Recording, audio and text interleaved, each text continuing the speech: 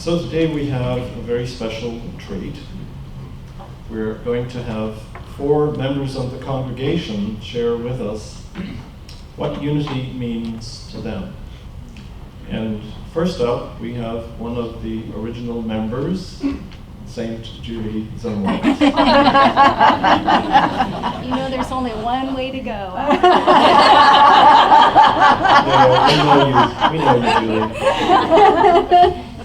So each of them is going to share with us for 5 minutes.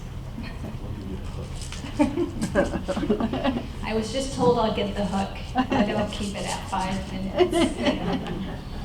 Wow, this is fantastic. It is so beautiful to see you all here today. Happy anniversary.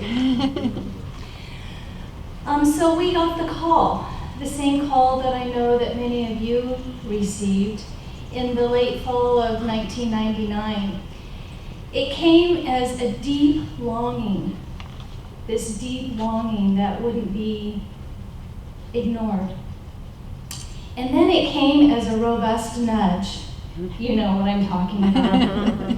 And then as a force that we couldn't ignore, to be in spiritual community and to give gratitude. So we came to those first times with Unity in the Gold Country, and we knew we found our home. Immediately we began participating in weekly Sunday services. We started tithing. We volunteered in every single position there has ever been, ever. And we began taking classes. In one of those first classes, Reverend Joe introduced and I participated in my very first mastermind prayer practice.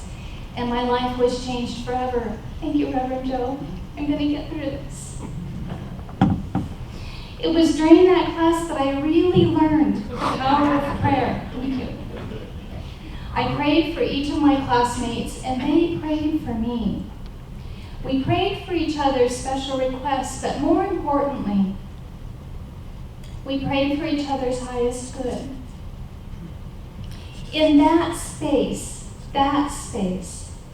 away went personality, away went character, away went physicality,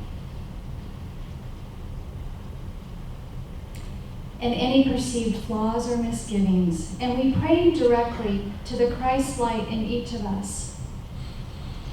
It felt so connecting. I could feel the power of my classmates' prayers for me during the day. I knew when somebody was praying for me, I got a little zing. I had never known that feeling before, and it blew me away. And I felt like for the first time in my life, Matthew 18:20, for where 2 or 3 are gathered in my name, I am there among them, was proven without a doubt, and my faith was strengthened. I knew immediately that I wanted every other single person I knew to have that same experience through this spiritual community that is Unity in the Gold Country. So I dedicated myself and my family, and we became charter members. On our spiritual journey with Unity in the Gold Country, we received a calling. Our family received a calling in 2003. And this time, it came as a leap of faith. And that leap of faith directed us to take our son Meyer to Canada for 5 weeks of special treatment. Whew, that was quite a calling. The treatment itself was expensive.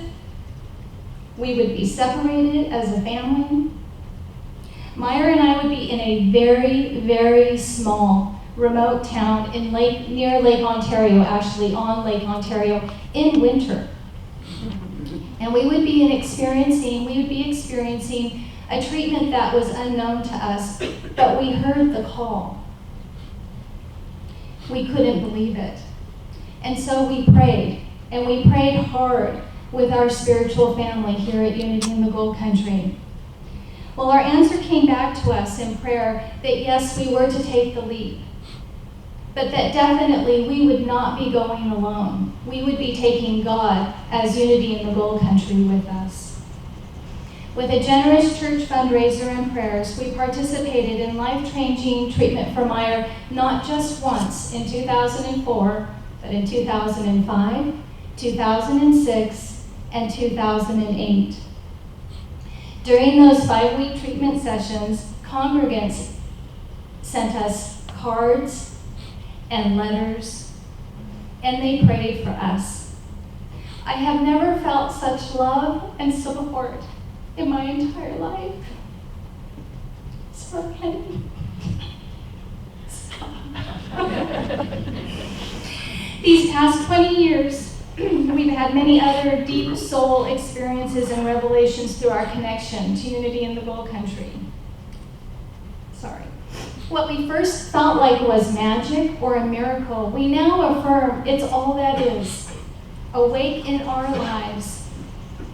And we are here to practice that listening. Our journey with unity in the Gold Country is ongoing because transformation requires ongoing dedication and remembering. By being 20-year active members, we have developed lasting relationships and we have grown spiritually.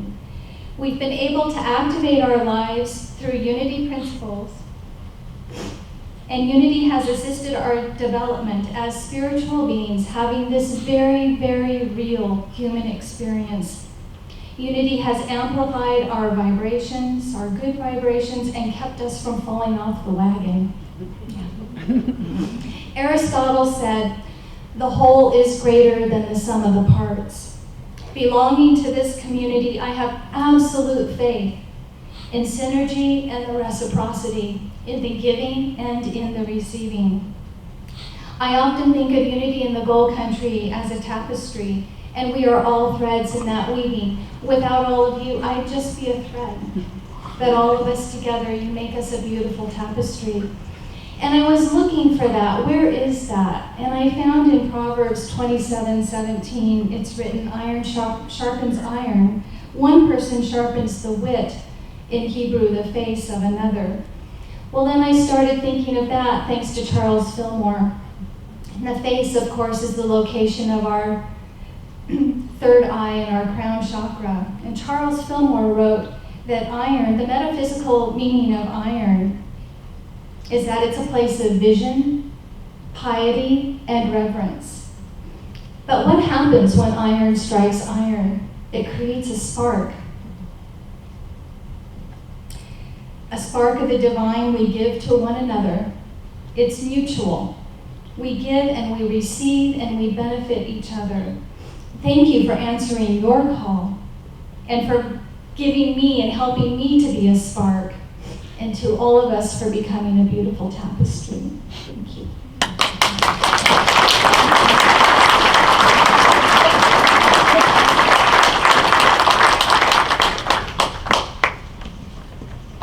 Thank you so much, Julie. And so now we have one of our younger members, and I'd like to invite Tracy Sterling to come forward and share what unity means to her.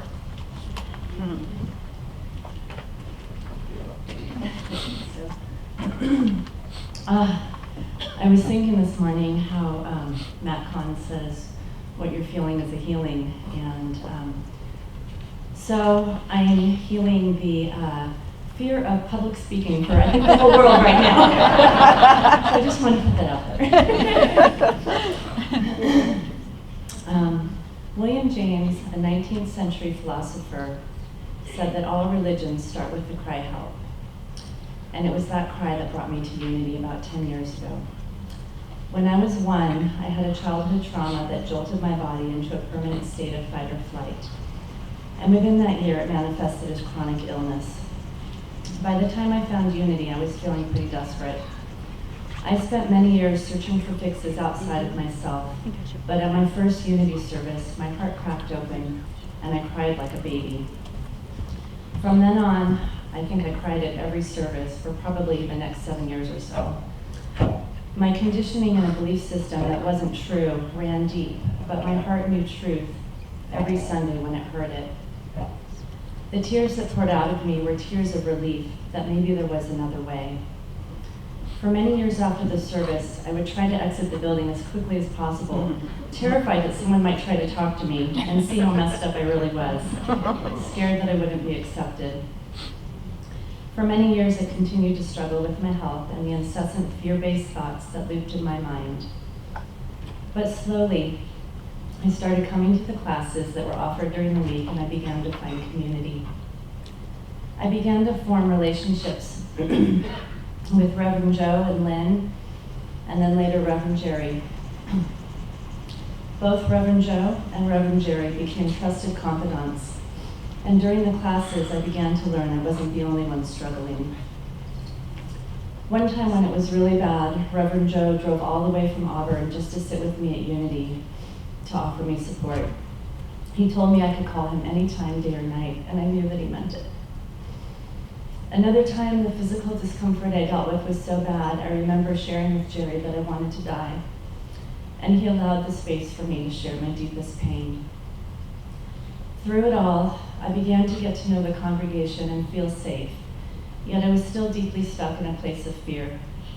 Then a little over 2 years ago, I reached a place where I was so sick something in me knew I wasn't going to be around much longer if things didn't change. I had learned enough by then to know that two things had to happen. I needed to make peace with my current situation, and I needed to break the fear-based looping that was constantly going on in my head. So I took a long, hard look at what I was most afraid of, and suddenly I realized that my biggest fear was leaving my kids without a mother. That's when I realized if God was my true mother-father, then God had to be mother-father to my children as well. So I said, okay, God, if I'm supposed to die now, I trust you to care for my children. And that's when it felt like a huge weight was lifted off my shoulders. Adi Ashanti calls it forced grace. The next thing I needed to change was my thought. So for the next 3 days, my mantra from morning till night was, I love you.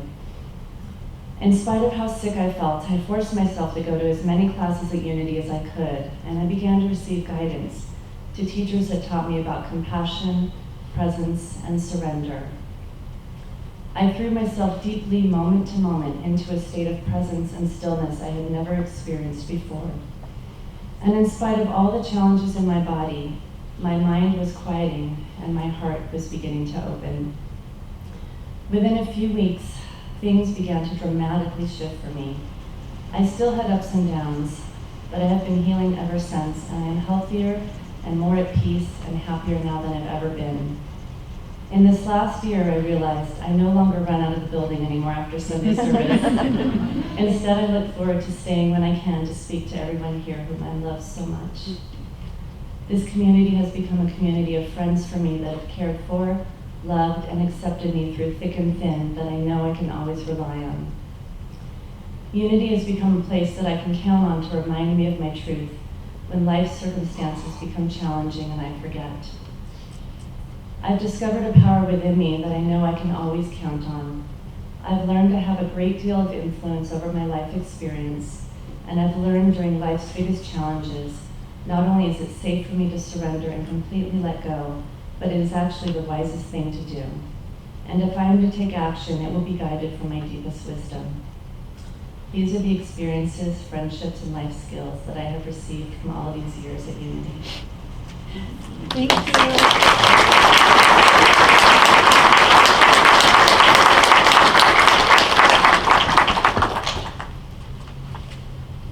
Thank you, Tracy.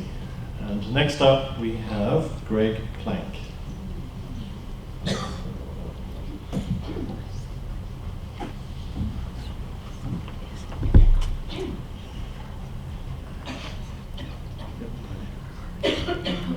Hello, everybody. Hi, Greg. I had pages of notes at home, and I finally late last night, just keep it simple. I got it all on one piece of paper now. So. What I love about this Unity in the Gold Country is the sense of community that I've gotten since my wife and I have come here. we felt so welcome from the very beginning. You know, we felt like we were in the right place from the very beginning. Everyone was so positive, and we were able to make deep connections with people, and had deep spiritual and meaningful conversations with members, and we were. I was able to connect, and we were both able to connect with a lot of people that were just like-minded, kind of into some of the same things that we were into, and we'd been with Unity for a long time.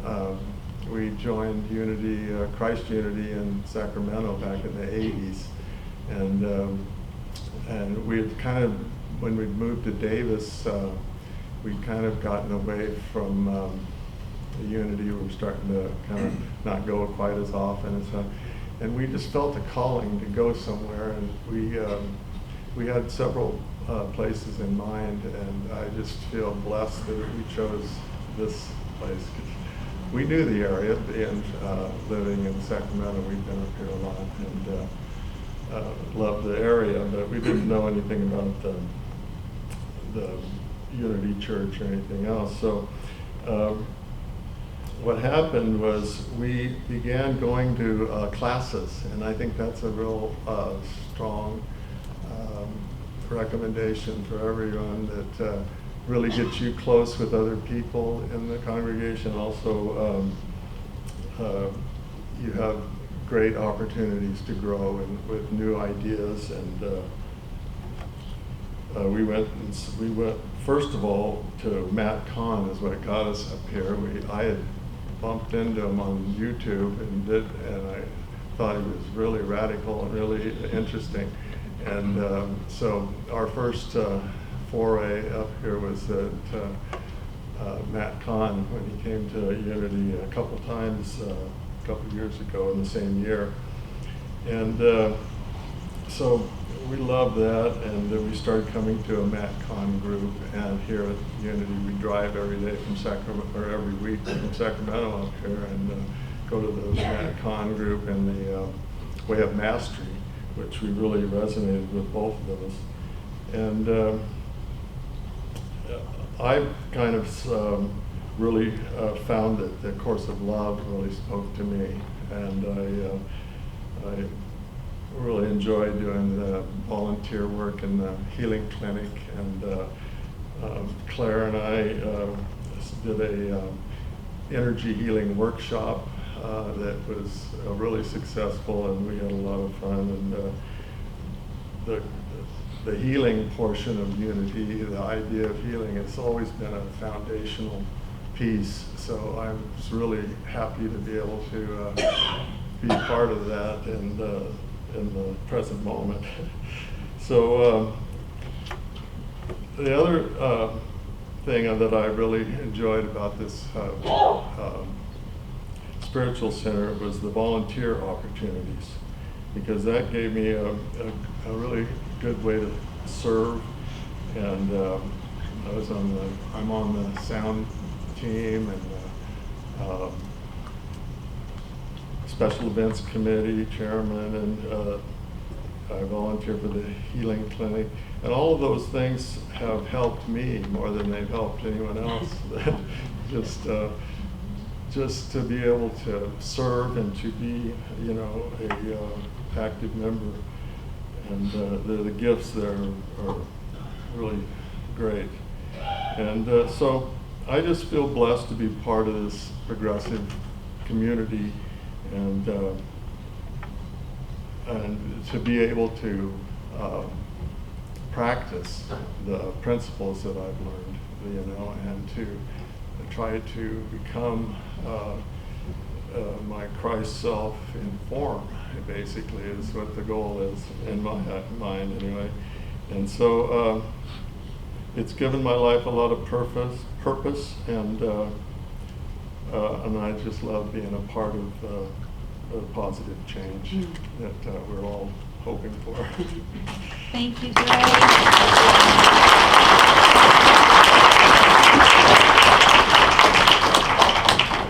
Thank Thank you, Greg. And last but not least, we have board member Kathy Lee Knight.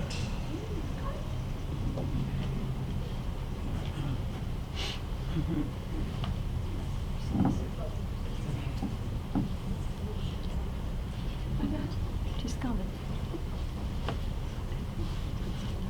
Very nice.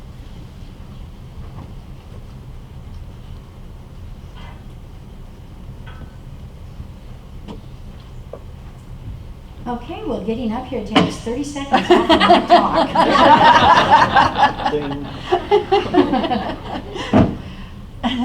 My brothers and sisters, surely the presence of the Lord is in this place. Yeah.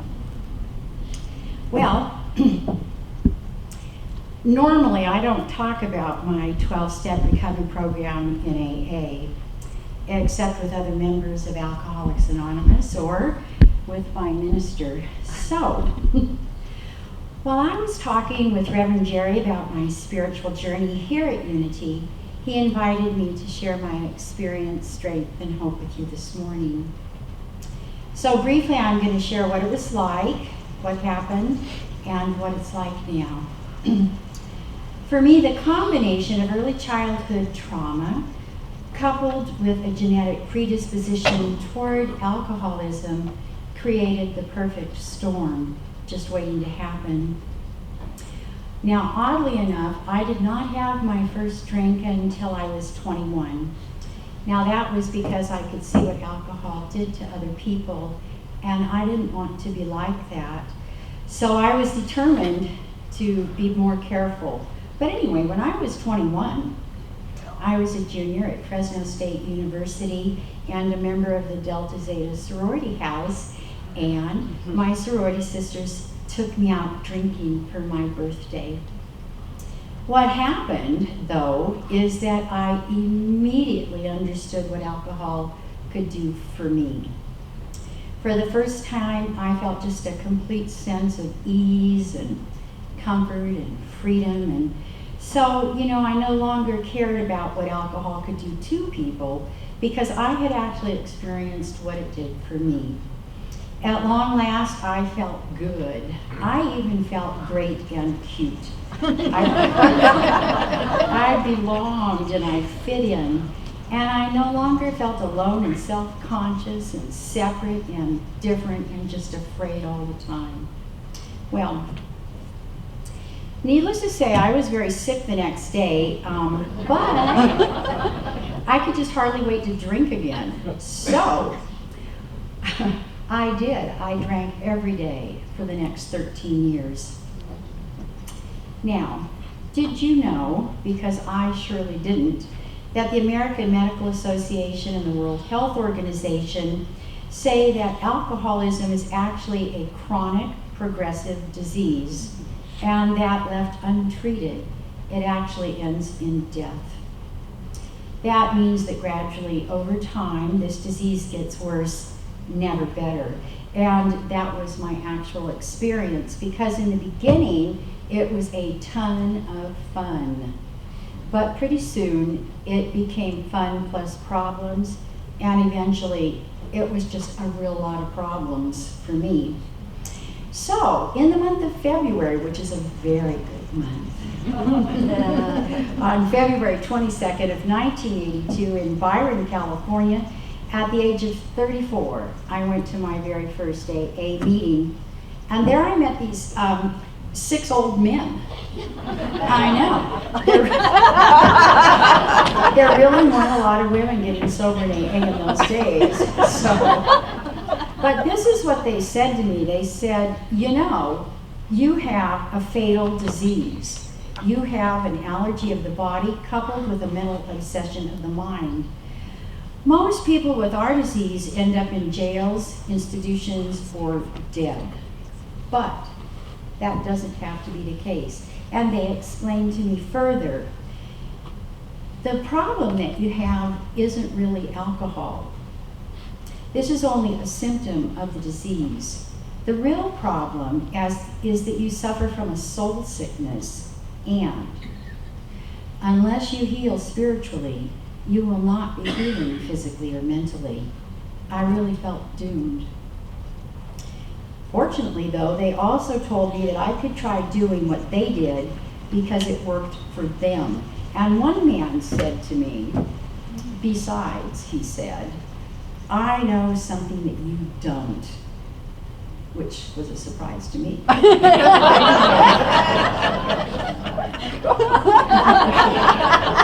But anyway, he did. He said, I know how to get through a day without a drink or a drug or a pill, and you don't. Well, I thought then, and I still believe now, that truer words were never spoken. Can you imagine? These old men told me that I would need to ask whatever kind of God I thought there was to keep me sober one day at a time, and to thank my higher power every single night for the gift of life and sobriety.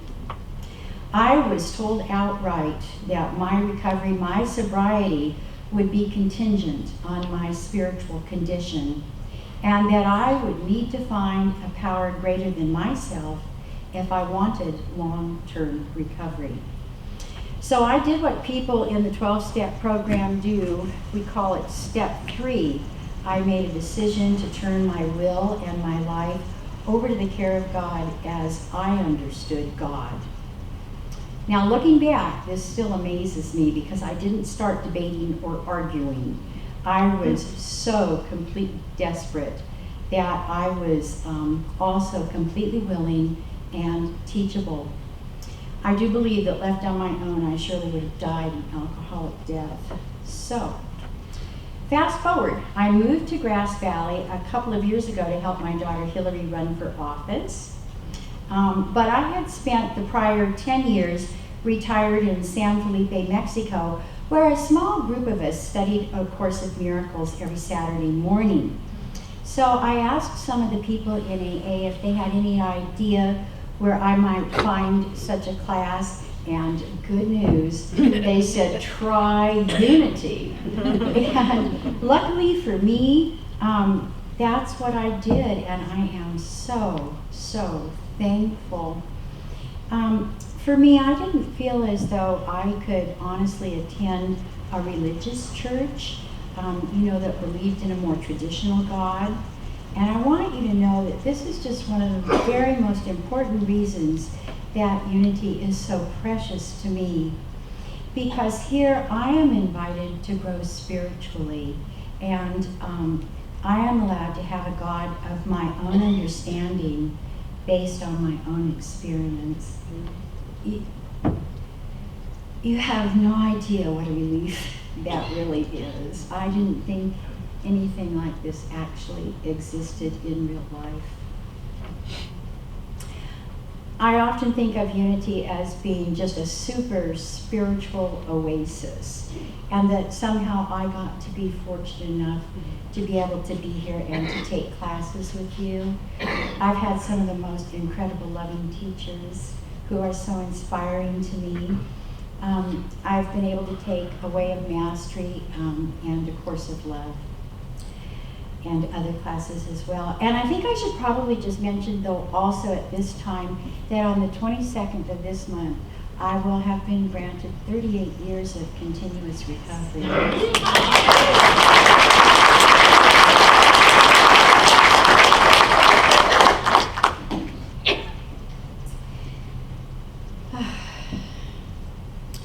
But seriously, I want to share with you that I have always longed for a place like this where I could continue to grow spiritually.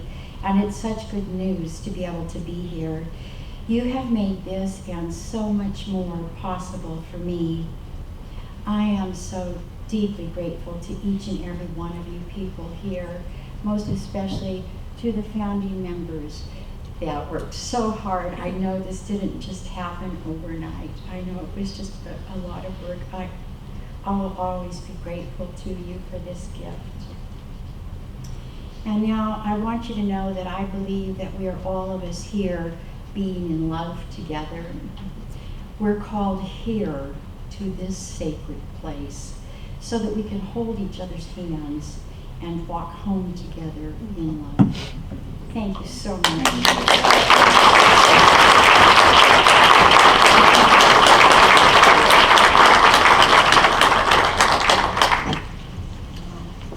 Thanks again to each one of you for your testimonial, and I hope that warms your hearts, Reverend Joe and Lynn, for all the people that you never knew back then who would show up.